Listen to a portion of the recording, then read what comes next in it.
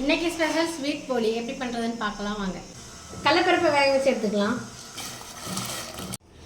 2 cup மைதா,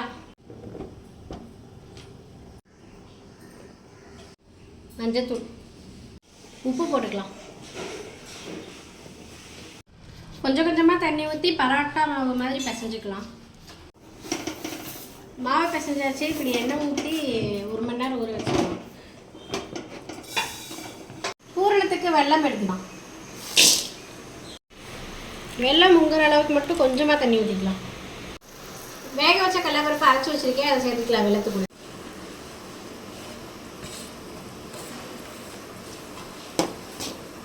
தேங்காய் போட்டுக்கலாம்.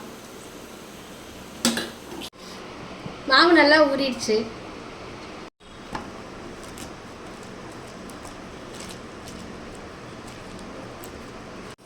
மாவை சின்னதாக திரட்டி பூரணத்தை நடுவில் வச்சு இப்படி பிடிச்சிக்கலாம்.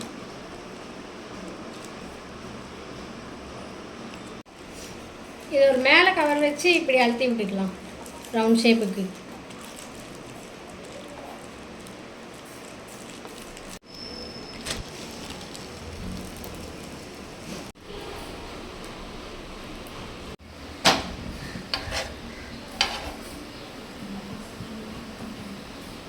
போலி ரெடி ஆயிடுச்சு.